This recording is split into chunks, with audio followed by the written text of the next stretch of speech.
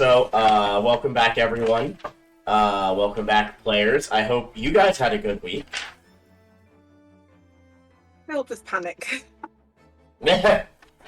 It's okay. I'm pretty sure Raven is on an emotional roller coaster right now. And it's only going down. I'm already dead inside. There's nothing more you can do to me. Are you sure? Is that a challenge? Pesky, what happened last session? Got the reward, did everything nice and tidy, and then we decided to go after this killer that had been going through the 10 towns. So we travelled all the way to Targos, asking around, only to figure out that the guy was coming to Lonelywood, and basically attacked them in the middle of town. Which was a great idea, I think. Right.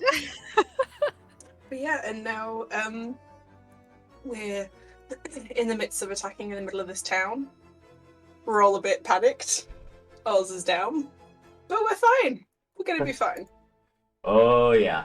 So you run with your short little legs. You manage to get to Orza, you pick her up, sling her over your shoulder. Pesky, what would you like to do as you see Sephic just cut down one of your new friends and begin slashing into the back of the other one? I'm gonna cast Charm Person on Torga. Okay. Okay. So you make a wisdom save at advantage because you are currently in a fight. Mm-hmm. Probably not gonna work. Yeah. Ooh, sorry. Yeah, no, you try to charm her, and it just completely washes over her. Yeah, okay, I'm gonna take the opportunity. I don't have anything. I thought I had something backed up. I'm just gonna run 30 feet into the woods. Okay, and because you are right next to Torga, I believe you're right next to Torga. Yep. She does get an opportunity attack. Mm-hmm. Which she will take. That's a natural 20. Oh. So, as you begin to run from her, you kind of trip for a second. You see Torga, kind of smiles in this, demented way, and she absolutely takes advantage of this, momentary mess up, this momentary trip. As, you run by, she, stabs you, right in the side, and it hurts. Come dressed in armor, with spears and shields at the ready, with a couple among them, about 2 of them, that appear to be well-armed and well-armored, come, and they begin to surround the fight, and you hear one of the more well-armored ones says, "Stop! Now! That is enough!" I want to know what's everyone's reaction to this. He's gonna try and do that thing where she's just like, please, they just attacked us. I don't know what happened. You've got to help us, please. I blacked out for a second and suddenly I was in a fight. I have no idea what's happening. My weapons aren't even drawn. You can look for yourself. Well, so much for being incognito. I know, right? But you do see Sephic and Torga do kind of raise their hands. And then you see this man here. Compared to the others, he is very, he's pretty well armored. This is somebody who has been in a fight. And the man says, "Interesting, because according to all the reports I have received, these 2," and he points to Torga and Sephic, "were minding their own business in the tavern when suddenly 4 new faces in town come in, and they start attacking out of nowhere." He turns towards Torga. "Is that correct?" He looks to the others, "Grab their weapons and come with us. You can tell that to the speaker. Don't make this any harder on yourselves." I say, well, somebody keep an eye on those 2. As far as we're concerned, legally, they haven't done anything wrong here. Protocol would indicate that what I should do, strip you of your weapons, and let the other 10 towns know of your crimes, so you would not be allowed entrance. and therefore would either have to leave 10 towns or, most likely without weapons or way of defending yourselves, wander into the tundra to, well, you can imagine what happens next. But, as it happens, you might be in luck. My town is currently having a bit of an issue with a certain white moose. I am willing to let this incident go if you agree to clear this problem. You're a great hunter, Ben. I mean, you hunted loads back home. Not really. I just kind of followed people as they did it. Oh, Perfect. So you have first-hand experience. Yes? yeah. It'd be better than probably any of us, so. She's brilliant. She's Yeah. talking herself down, but really, she's great. You got this. I believe in you. You can do it. Oh no. Expectations. Oh no. Peer pressure. So, Gulong, as you all kind of sit down and make camp, you notice something. On your horns, you can kind of feel like a tugging notion. And the rest of you, as you go to look at Gulong, you see these small little creatures, about the size, of maybe of your hand, like from the wrist to like your middle finger. They're probably about that big. And you see and it looks like they're completely made out of ice. Whoa. Gulong starts bobbing his head from side to side. And they begin to hold on to your horns as you do that. One of them climbs down, looks at you, and they're gonna sit down on the snow in front of you, and they're just gonna start mimicking the motion you just did. Whoa.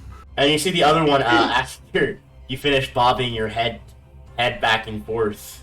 They're going to also climb down, and they're gonna take a couple of twigs, very very small twigs, and they're gonna hold them on their heads to kind of mimic horns. Oh. Can we keep them? Gulong feels like he's at home. He's gonna take out the I think I've marked down that I've got a stone doggo. Okay. I'm gonna give it to them. As you hand it to them, they look at it, and they're kind of they're very kind of excited by it. Actually, they kind of like it, and they look at it, and you see one of them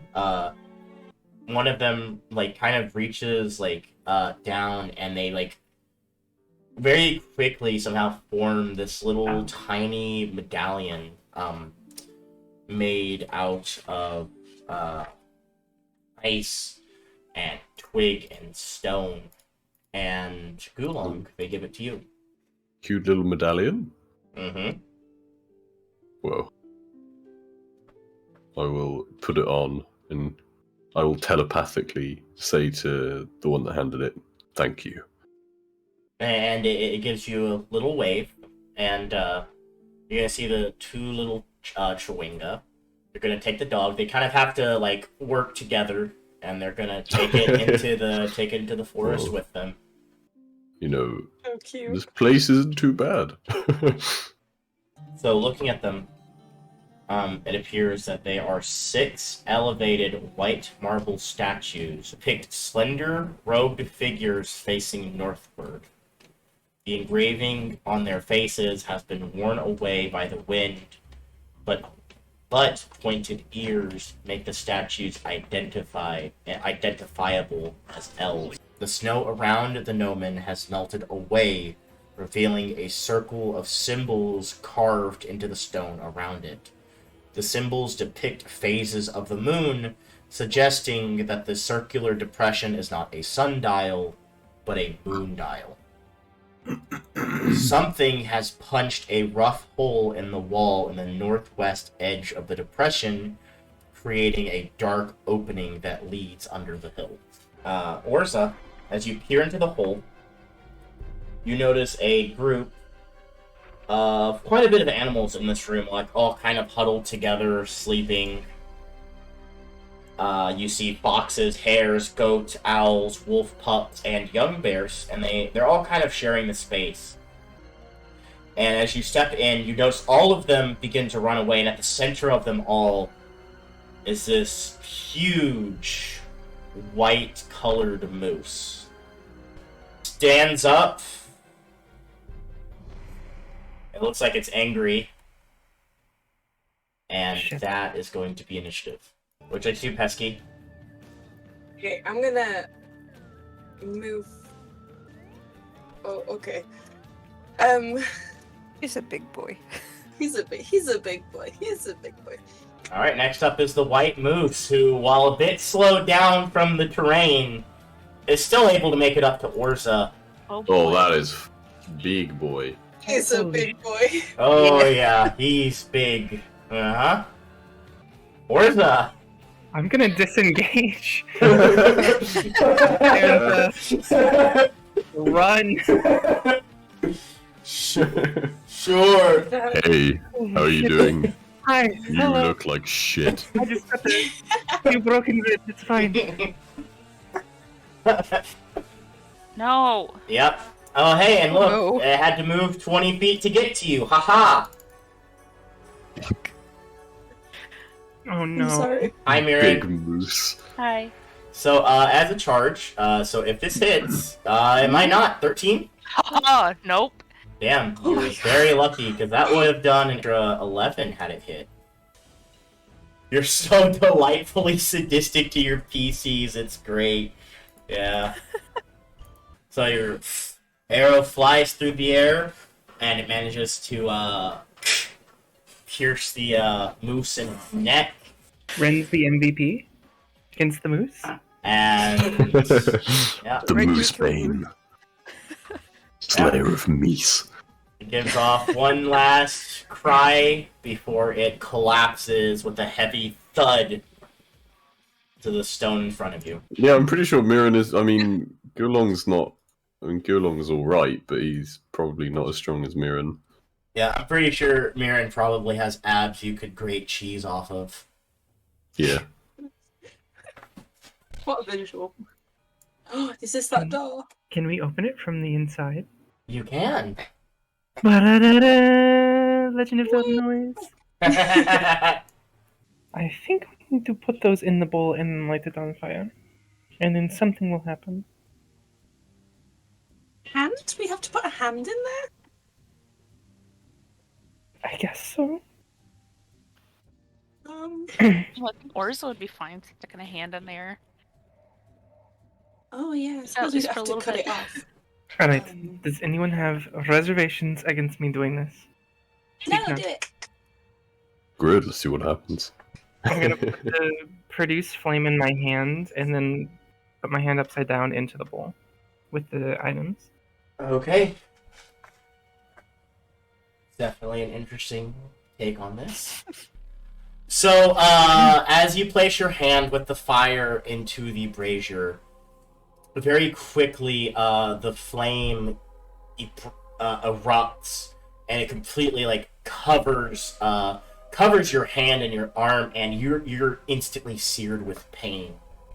For the sake of this, we're going to say your hand it's not gone, but a lot of it, and this is especially strange for a fire genasi, a lot of it has been melted away. Until you can get it properly healed, pretty much consider your character only having the use of one hand. Oof. Holy shit! Okay. This was a very bad idea. Oh no! Did anything happen to the pillars? Because I'm up here watching. Did they light up? Did anything happen? They did, and you see the sarcophagus lift, or the sarcophagus lid kind of like... Yes, we did. Who are you? In life, I was known as Sonar. Oh, so you're like old. Yeah, this guy's fucking ancient. If you're really that old, no way to fix my hand? Oh my gosh, what happened? It fucking melted. Yup. How did what? Excuse me, Mr. Senna? Is there any way to, like, help my friend Arza? I mean, we opened your tomb. He kind of laughs. She performed the ritual with a hand that was still attached to someone. I thought it was a metaphor. I didn't think it would get rid of my hand. I thought, oh fuck. No, so- To be fair, there weren't any other hands around either. So I thought it was like a symbol for lighting the fucking fire. I ask, should you find my brother's tombs, leave them be. But if the perpetrator is still here, please prevent them from defiling any further. And as soon as you enter, you see a crazed woman hops on top of the sarcophagus, and she yells in common, 10 towns will be destroyed, if not by my hand, then by the Frost Maidens. Who's yelling in there? Crazy. Sounds like lady. some crazy ass bitch. Let's go. She looks real crazy. Okay, she is going to cast Ice Storm, Ooh. and she is going to place it on top of Orza. So everyone in that circle, make me a dexterity saving throw. Oh, why is it always me? That's Oh funny. no! Hi, Arza. Haha. Oh no! That's a 1. Oh, Oh, yes. Mirren, I believe, don't you get a... Is that only while you're raging? Yeah, you have danger sense, so you get advantage. oh. Yeah, so you have advantage on dexterity saving throws that you can see. So you get... Wow. So on every dex save, you get advantage. I mean, you succeed either way. It was DC 14. Just something to keep in mind. If you have to make a dex save, you get advantage. Oh my You're the god. barbarian. Oh. Oh, music. Music. Yeah. So, Orza and Mirren, you kind of see the spell being cast. Unfortunately for you, Gulon, you can't quite see her, so you don't see it coming, and as it does, it just suddenly you're surrounded by, like, ice and rocks just flying everywhere, and, couple things happen. So first of all, you take half damage if you succeeded, so, 6 plus 3, so 9. Oh wait, I didn't even see that 7. Okay, I'm out. Oh, so Gulong is on the ground unconscious. Oh no! Uh-huh. That's not what Oh no! I'm going to attack that then. You're gonna attack the shrubbery, okay. Attack the shrubbery, bitch. Okay, I guess I have to roll initiative for it now. It got a 0. Because I want You. because I think it's great that this this is great. She's going to cast because I want combat to last forever. She's going to cast Conjure Animals at 5th level.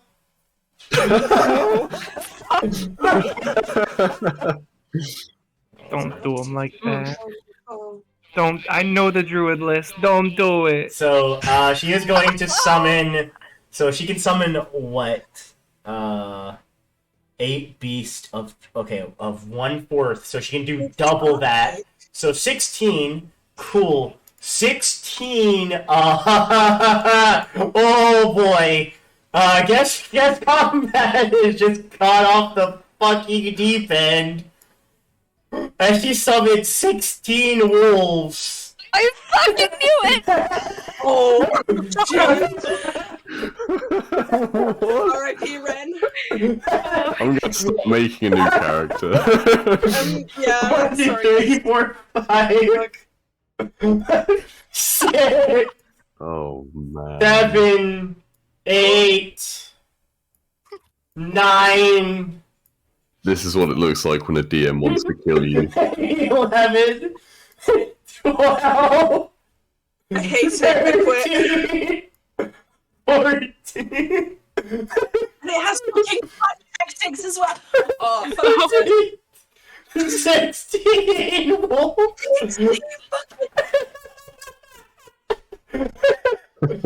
Contra animals is very powerful. Mirren, 15? Yep. Can you make me a... Oh no, you're unconscious. Yep. Rin! As you are surrounded, probably by your worst nightmare. Yes, that's exactly what this is. I'm gonna bite her. Go for it. 18 hits. Or 6 piercing. Oh hey, she failed! My attempts clearly aren't working with Gulong, so I'm gonna just hope he survives and try and help the other. Okay. Cool. Can we drag the unconscious Gulong back to the chamber? Sure. I think this is a pretty solid place to call the session, because I know Jake has to go soon, because he's fucking British. Take care, guys. Thank you so much. I hope everyone enjoyed playing as much as I enjoyed running.